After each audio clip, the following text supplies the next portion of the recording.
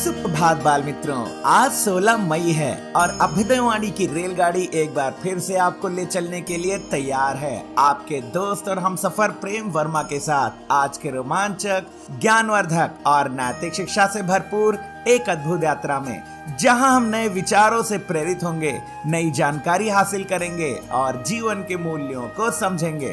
तो आइए इस सफर की शुरुआत करते हैं आज के प्रेरणादायक सुविचार से। जीवन के पथ पर प्रयास की लौ से ही सफलता का दीपक जलता है। The lamp of success is lit by the flame of effort on the path of life। ये सुविचार हमें बताता है कि सफलता पाने के लिए निरंतर प्रयास करना जरूरी है। जिस तरह दीपक को जलाने के लिए लौ यानी आग चाहिए, उसी तरह जीवन के मार्ग पर सफलता पाने के लिए मेहनत और संघर्ष की लौ जलानी पड़ती है। प्रयास ही वह ऊर्जा है जो हमें मंजिल तक पहुंचाती है। बिना मेहनत के सफलता का दीपक कभी नहीं जल सकता। यह कथन हमें याद दिलाता है कि हर छोटा बड़ा प्रयास, हमारे हर कदम, हमारे हर लक्ष्य को रोशन करते हैं। सफलता का रहस्य प्रयास में छिपा है। मेहनत और लगन से ही जीवन के अंधेरे रास्तों में उजाला होता है। अभ्युदयवाणी में अब जानते हैं आज का अंग्रेजी शब्द, जो है फ्रैगमेंटेशन। FRAGMENTATION। फ्रैगमेंटेशन का अर्थ होता है विखंडन, यानी किसी वस्तु, डेटा या संरचना का छोटे छोटे टुकड़ों में विभाजित होना।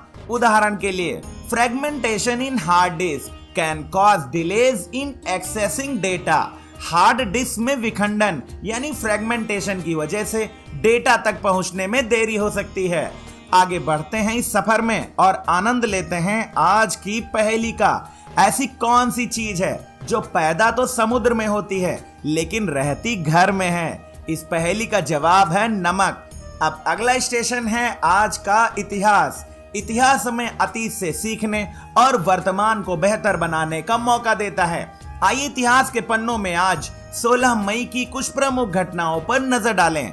16 मई सन 1929 को हॉलीवुड में अकादमिक पुरस्कार यानी ऑस्कर का पहला समारोह आयोजित हुआ। यह पुरस्कार फिल्म उद्योग में उत्कृष्टता को सम्मानित करने के लिए दिया जाता है और आज भी यह दुनिया का सबसे प्रतिष्ठित फिल्म पुरस्कार माना जाता है। 16 मई 1975 को सिक्किम को भारतीय संविधान के 36वें संशोधन के तहत भारत का 22वां राज्य घोषित किया गया।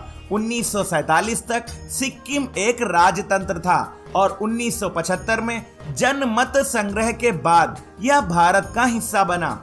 16 मई सन 1996 को अटल बिहारी वाजपेयी ने भारत के 10वें प्रधानमंत्री के रूप में शपथ ली। हालांकि उनकी सरकार सिर्फ 13 दिन चली, लेकिन बाद में 1998 और 99 में उन्होंने फिर से प्रधानमंत्री का पद संभाला।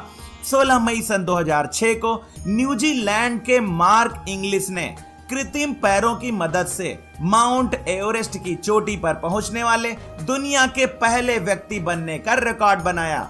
सन 1982 में पर्वतारोहण दुर्घटना में उनके दोनों पैर काटने पड़े थे।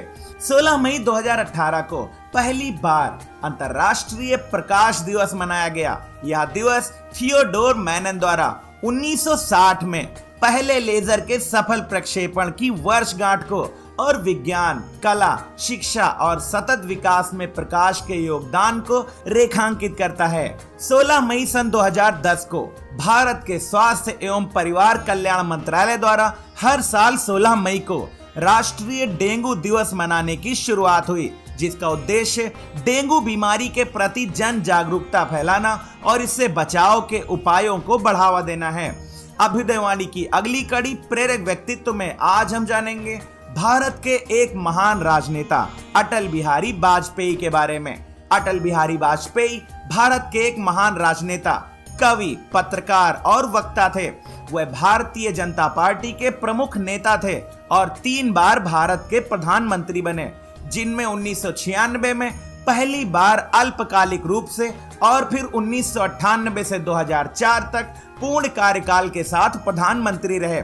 उनका राजनीतिक जीवन ईमानदारी, शालीनता और दूरदृष्टि से प्रेरित था। वाजपेयी ने भारत को प्रगति के पथ पर ले जाने के लिए अनेक महत्वपूर्ण कार्य किए, जैसे पोखरण परमाणु परीक्षण, स्वर्णिम चतुर्भुज सड़क परियोजना और सार्क देशों के साथ मित्रवत संबंध स्थापित करने का प्रयास। वे अपने सौम्य स्वभाव, प्रभावशाली भाषण और राष्ट्रभक्ति के लिए व्यापक रूप से सम्मानित थे। एक सशक्त नेता होने के साथ साथ वह एक संवेदनशील कवि भी थे, जिनकी रचनाएं आज भी लोगों के दिलों को छूती हैं। सन 2015 में उन्हें भारत रत्न से सम्मानित किया गया। 16 अगस्त 2018 को उनका निधन हुआ, लेकिन वह आज भी देशवासियों के दिलों में जीवित हैं। अभ्युदयवाणी के दैनिक विशेष में अब हम जानेंगे 16 मई को मनाए जाने वाले राष्ट्रीय डेंगू दिवस के बारे में।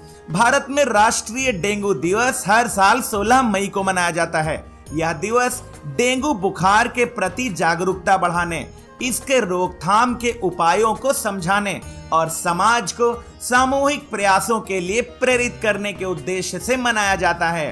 डेंगू एक मच्छर जनित बीमारी है जो एडीज इजिप्टी मच्छर के काटने से फैलती है। यह बीमारी गंभीर होने पर जानलेवा भी साबित हो सकती है, इसलिए इसके बारे में जानकारी और सतर्कता अत्यंत महत्वपूर्ण है। भारत में डेंगू के मामले मानसून के मौसम में जुलाई से नवंबर में तेजी से फैलते हैं।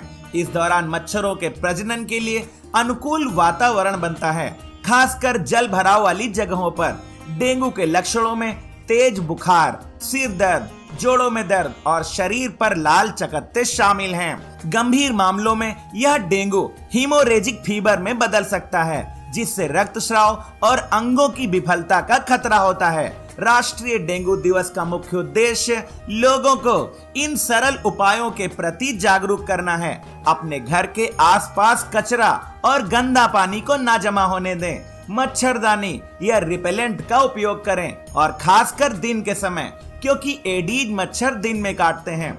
बुखार आने पर तुरंत डॉक्टर से संपर्क करें। भारत सरकार ने राष्ट्रीय वेक्टर जनित रोग नियंत्रण कार्यक्रम NVBDCP के तहत डेंगू के खिलाफ अभियान चलाए हैं। राज्य स्तर पर स्वास्थ्य कर्मचारी घर घर जाकर लोगों को शिक्षित करते हैं और फॉगिंग के माध्यम से मच्छरों को नष्ट करते हैं। स्कूलों और कॉलेजों में जागरूकता कार्यक्रम आयोजित किए जाते हैं, जहां बच्चों को डेंगू वॉरियर बनने के लिए प्रोत्साहित किया जाता है। राष्ट्रीय डेंगू दिवस हमें यह याद दिलाता है कि स्वस्थ समाज की नींव स्वच्छता और जागरूकता से ही बनती है। अभ्युदयवाणी के अंतिम पड़ाव पर अब सुनते हैं आज की प्रेरणादायक बाल कहानी, जिसका शीर्षक है तारीफ की पोटली। एक बार की बात है, राजा कृष्णदेव राय के दरबार में एक गायक आया।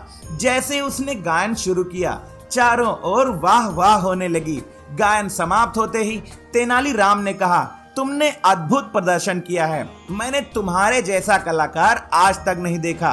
तुम्हारे गायन के लिए तुम्हें कम से कम 1000 मुद्राएं मिलनी चाहिए। महाराज ने तेनालीराम की ओर देखा और कहा, सचमुच तुम्हारा गायन तो सराहनीय था, लेकिन हमारे पास इतना धन नहीं है कि हम तुम्हें इतनी रकम दे सकें। निराश होकर गायक अपना सामान समेटने लगा। तभी तेनालीराम ने एक पोटली लाकर उसे थमा दी। यह देखकर राजपुरोहित बोले, यह तो महाराज का अपमान हो रहा है। जब आपने उस कलाकार को कुछ नहीं दिया तो तेनालीराम को देने की क्या जरूरत थी। यह सुनकर महाराज गुस्से से लाल हो गए। उन्होंने उस पोटली को छीनकर उसे खोलने का आदेश दिया। जैसे ही सेवक ने पोटली खोली, उसमें मिट्टी का खाली बर्तन था, जिसे देखकर वहां उपस्थित सभी लोग अचंभित रह गए। महाराज ने तेनालीराम से पूछा, तुमने यह खाली बर्तन क्यों दिया है? तेनालीराम ने कहा, महाराज, यह गायक बहुत दूर से आपके पास आया था। मैंने सोचा पुरस्कार ना सही, कम से कम इस खाली बर्तन में वाहवाही भर कर लेकर जाएगा, इसलिए मैंने यह खाली बर्तन उसे दे दिया था।